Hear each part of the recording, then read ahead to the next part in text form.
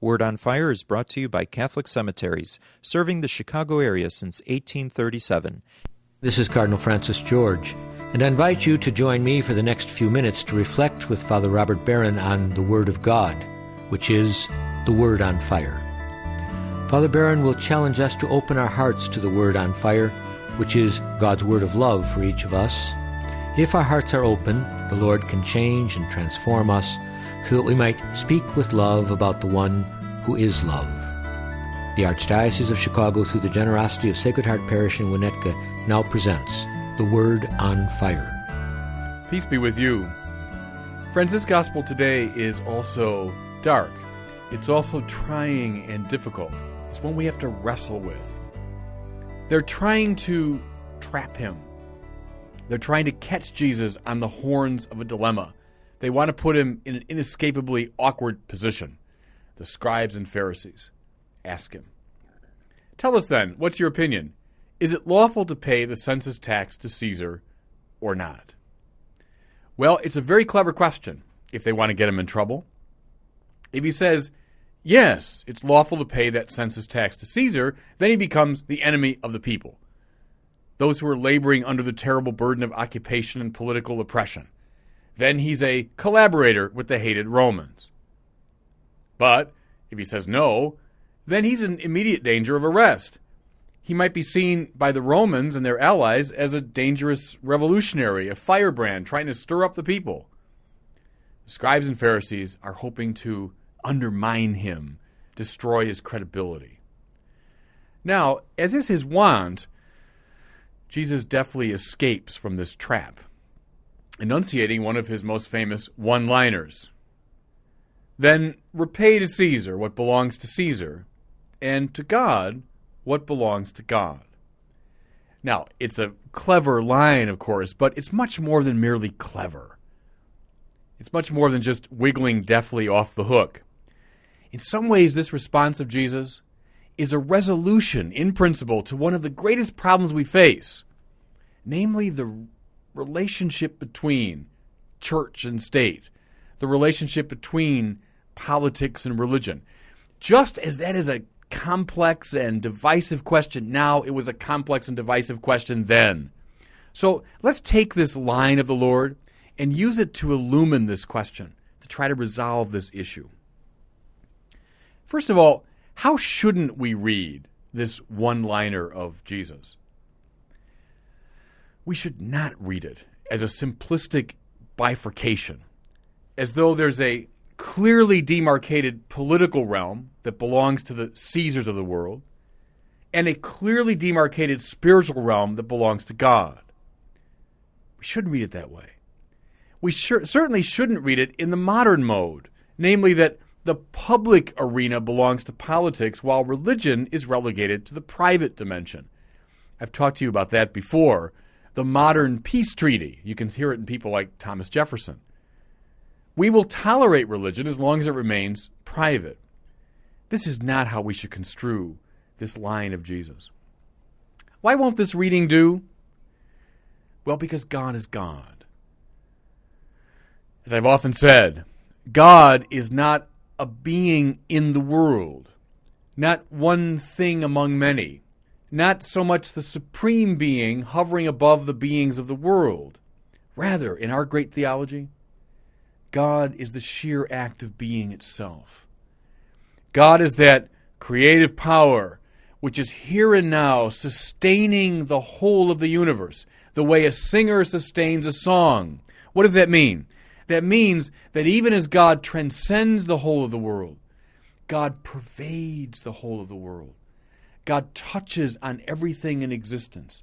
God presses on every aspect of creation. So we can't say, here's a realm that doesn't belong to God. Here's a realm that belongs simply to Caesar. No. Everything in the world belongs to God because he's the creator of it. Let me give you some more precise examples. Does law belong to God? Yes. What is seize the lawyer working out at his best? A deep passion for justice. That's what informs everything a lawyer does at his best. What is justice? But God. who is justice itself? What sees the artist at her best? A deep passion for beauty that animates all that the artist does. Well, what is beauty? But God. God is the beautiful itself. What sees the doctor, the nurse, the medical technician at their best? But a deep passion for alleviating suffering. Who's God? But love itself.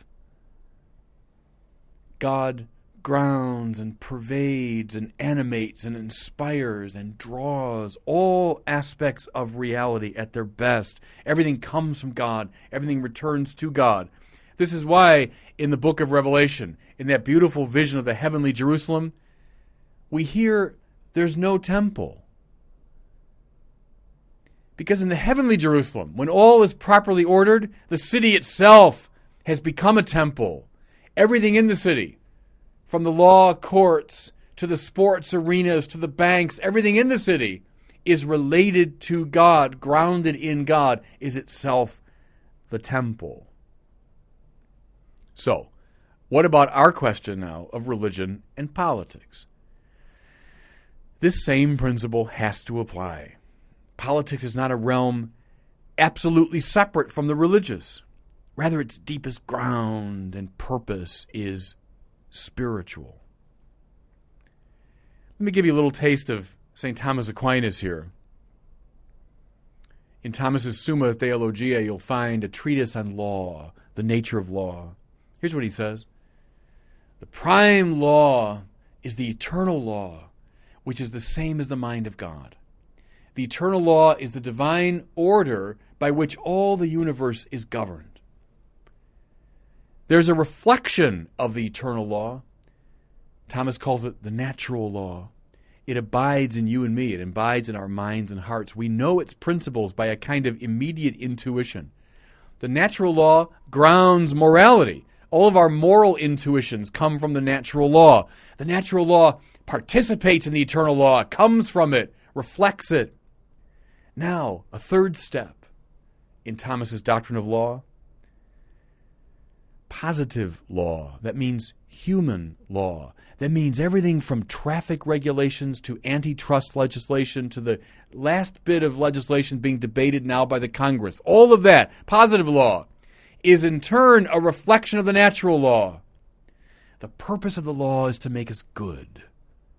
In the Catholic reading, the purpose of the law is to reflect the moral imperatives of the natural law, which in turn are grounded in the eternal law of the divine mind.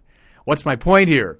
All law, the very stuff of politics, has to do with God, because positive law nests in the natural law, which nests in the eternal law of God. This is why, by the way, we are obliged to resist unjust laws. Unjust laws are not just a political problem. They're a moral problem and a spiritual problem.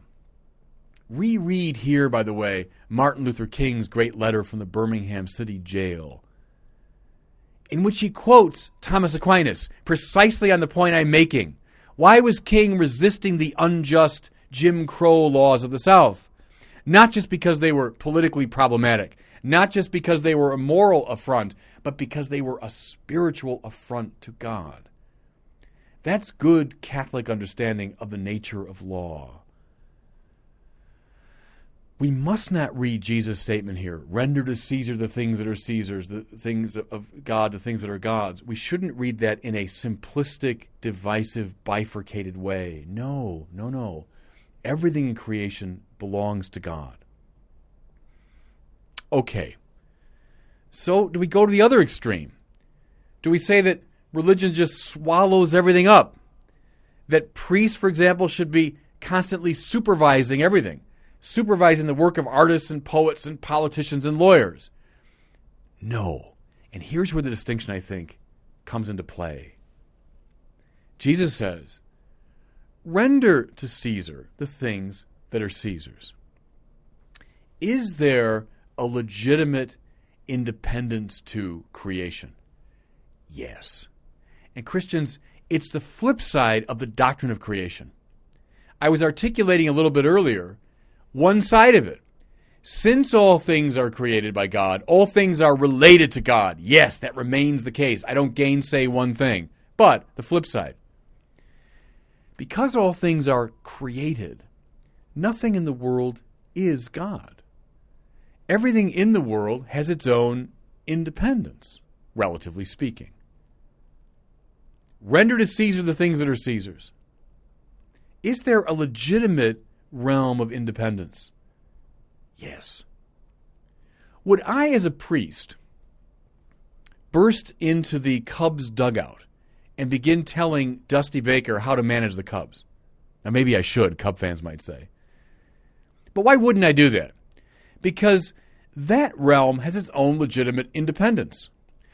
Is it related to religion? Yes, it is. I mentioned all sports are related to religion. Sure they are. Everything is. But nevertheless, I don't come in as a priest and dictate how Dusty Baker should manage the Cubs. No. That's his own prerogative. That's his own dimension.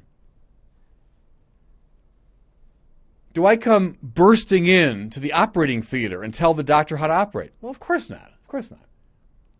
Is his work as a doctor, as a surgeon, related to the things of God? Yes. And should I, as a priest, speak to that? Yes. But the doctor has his own legitimate independent realm. His own rules and laws and regulations and disciplines and practices. And I, as a priest, know nothing about that. And I should render to the doctor the things that are legitimately the doctor's. Do I burst into a courtroom, tell the lawyer how to present his case, undermine the strategy he's been employing? Well, of course not. No. The lawyer has his own world, his own independence. He's studied the particulars and details of that particular excellence. I don't, finally, parade around City Hall or the halls of Congress or the White House as a priest dictating how legislation is to be formulated. That is none of my business. I am rendering there to Caesar the things that are Caesar's. Sure. But I don't gainsay for a second that all of politics and all of law has a moral and spiritual dimension. And yes, indeed, I do speak to that. It's a subtle game here, Christians, isn't it? This question is complicated. And I think we can use this dictum of the Lord to help us illumine both sides of it. If we don't render to Caesar the things that are Caesar's, then religion becomes overbearing. Then it's as though the spiritual simply swallows up the secular. We are violating one side of the doctrine of creation, which lets things be. On the other hand, if we don't emphasize the connection, the intimate connection between God and all things, then we undermine what they're supposed to be. Here's a way maybe just to sum it up in conclusion. Render to Caesar the things that are Caesar's. Good. He's got his legitimate realm of independence. And render to God the things that are God. Quite right. Including Caesar. See what I mean? Even as we render to Caesar what's legitimately his, we acknowledge as people of faith that Caesar, politics, law, belongs to God. Let the Lord's saying sink into your heart as we wrestle with this difficult issue. And God bless you. I hope that you were moved today by the Word on Fire. I pray that together we might become a people on fire with love for God and neighbor here in Chicago and wherever these words are heard. Until we join Father Barron again next week, I'm Cardinal Francis George. God bless you. Most interment arrangements at the 42 Archdiocese of Chicago cemeteries are made through a pre-need plan. Your thoughtful planning today is economically prudent and contributes to peace of mind for you and your loved ones. Catholic Cemeteries counselors are available at your convenience. For more information, call 708-449-6100. Catholic Cemeteries, serving the Catholic community since 1837.